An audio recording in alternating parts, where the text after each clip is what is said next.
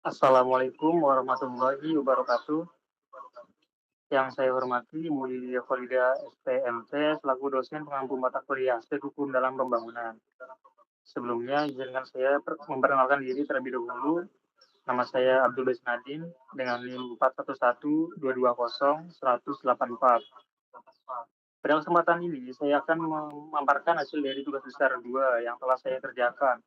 Pada tugas ini akan mengulas 3 topik penting, yaitu manajemen klaim proyek, arbitrase, serta etika kompetensi beginner dan profesionalisme. Setiap tema ini memiliki kaitan erat dengan penerapan hukum dalam dunia konstruksi, yang sangat penting untuk memastikan kelancaran dan keberhasilan suatu proyek.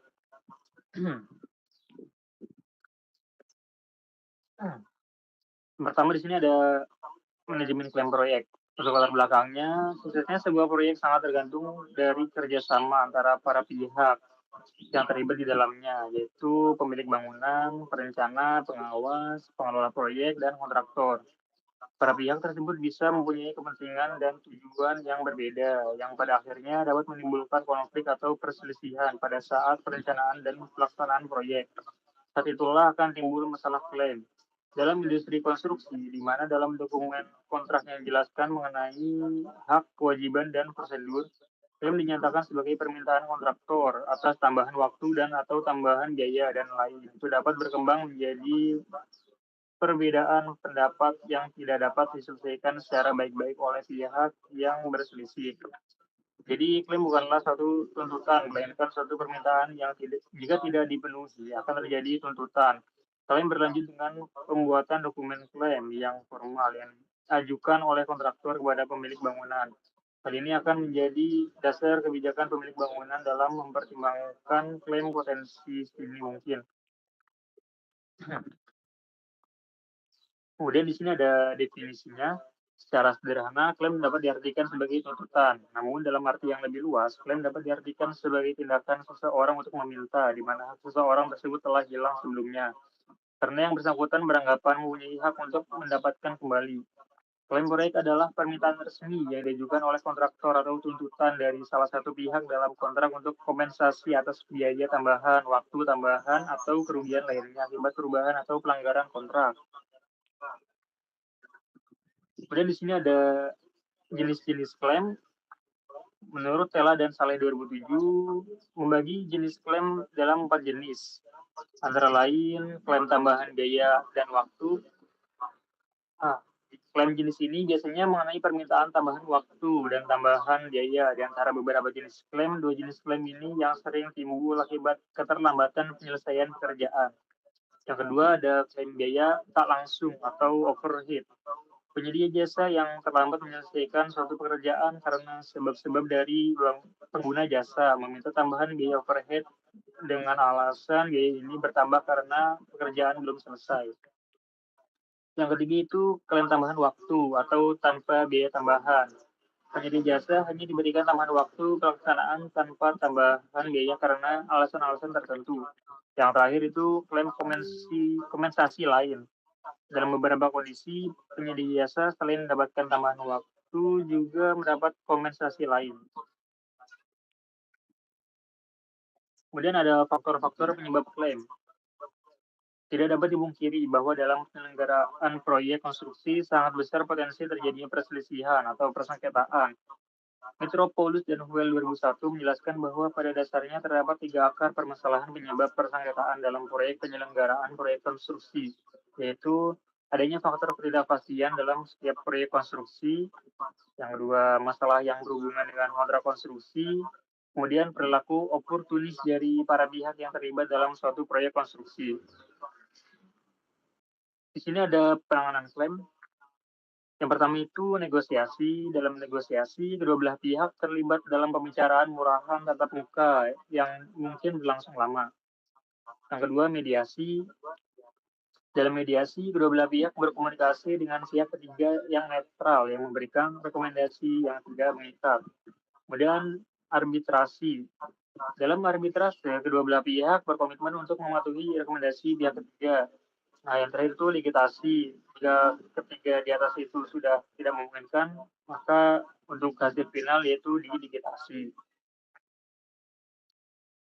Di sini ada contoh kasus klaim pada waktu melaksanakan kerjaan terowongan proyek, ternyata mata bor yang dipakai tidak dapat menembus batu-batuan dan patah. Pekerjaan segera dihentikan. Mata bor yang patah dan sampel batu itu difoto, dikirim ke lab. Nah, hasil penelitian menyebutkan dengan pasti kekerasan batuan tersebut menurut skala IOHR yang ternyata lebih keras dari kekerasan batu yang tercantum dalam dokumen tender. Hal inilah yang ditunggu perusahaan tersebut. Selain itu, laporan lab juga merekomendasikan agar dipakai mesin bor khusus dengan menggunakan mata bor yang dilapisi intan untuk menembus lapisan batuan yang lebih keras. Berdasarkan hal-hal tersebut, perusahaan itu menyusun klaim tambahan waktu dan biaya. Nah, yang kedua ini kita akan membahas arbitrase. Untuk definisinya, kata arbitrase berasal dari bahasa Latin arbitrare yang maknanya adalah kewenangan memutus sengketa berdasarkan kebijaksanaan. Arbitrase adalah metode penyelesaian sengketa di luar pengadilan yang dilakukan dengan bantuan pihak ketiga yang netral.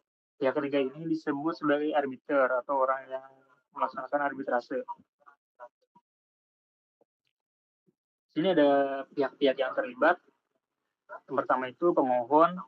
Pemohon adalah pihak yang mengajukan permohonan penyelesaian sengketa melalui arbitrase. Yang kedua termohon atau pihak lawan dari pemohon dalam penyelesaian sengketa melalui arbitrase. Kemudian ada arbiter, yaitu orang atau lebih yang dipilih oleh para pihak yang bersengketa atau yang ditunjuk oleh pengadilan negeri atau oleh lembaga arbitrase untuk memberikan putusan mengenai sengketa tertentu yang diserahkan penyelesaiannya melalui arbitrase. Nah, mengapa kita harus memilih arbitrase? Pertama itu karena ketidakpercayaan para pihak kepada pengadilan negeri. Kedua, efisiensi waktu. Yang ketiga itu efisiensi biaya. Yang keempat, jaminan kerahasiaan. Yang kelima itu kebebasan memilih arbiter. Dan yang terakhir itu keterlibatan pakar sebagai arbiter. Nah, di sini ada contoh kasus yang diselesaikan Badan Arbitrase Internasional. Contohnya itu kemenangan RI dan Avanti Communication Ltd. Kasus ini bermula saat Avanti memosisikan satelit Artemis di slot orbit 123 derajat bujur timur sejak 12 November 2016 untuk mengantisipasi kehilangan hak spektrum L-band. Indonesia lebih dulu mengisi slot tersebut lewat satelit Garuda 1.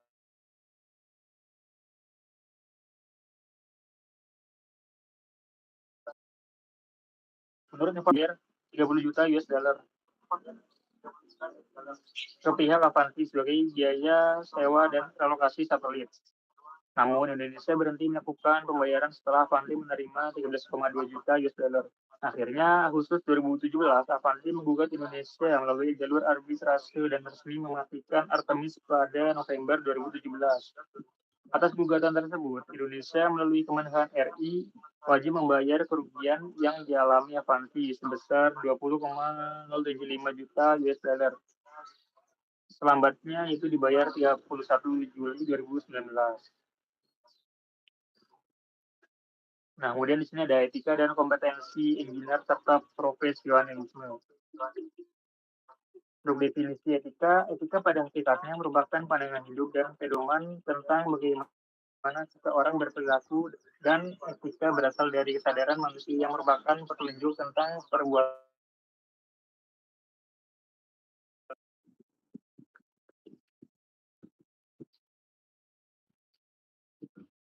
Definisi profesionalisme.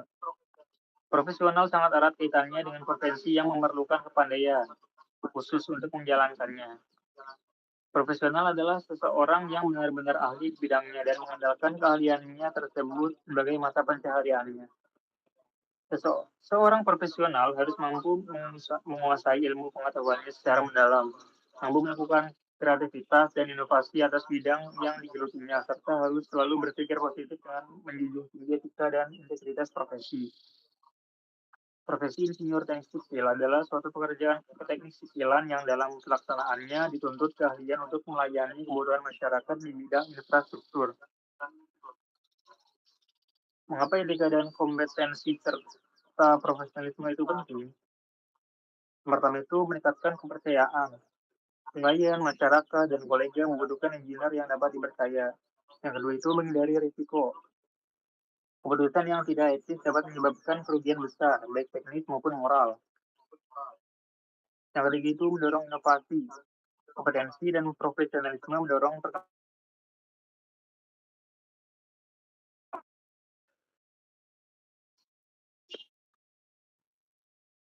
Kemudian ada tantangan dalam etika dan kompetensi serta profesionalisme. Yang pertama itu tekanan eksternal. Tekanan untuk mengurangi biaya atau waktu yang dapat mengorbankan kualitas. Yang kedua itu konflik kepentingan.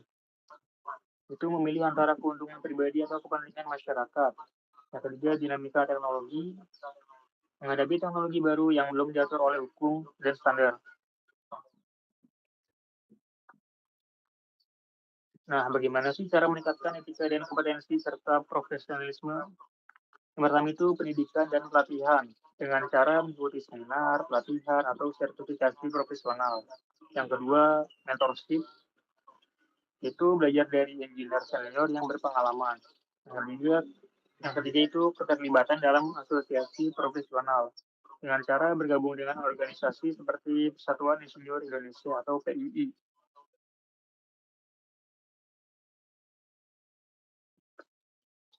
Yang keempat itu pengembangan pribadi, meningkatkan keterampilan interpersonal dan pemahaman tentang kode etik. Nah, mungkin cukup sekian presentasi yang dapat saya sampaikan untuk tugas besar 2, kurang lebihnya mohon maaf. Wassalamualaikum warahmatullahi wabarakatuh.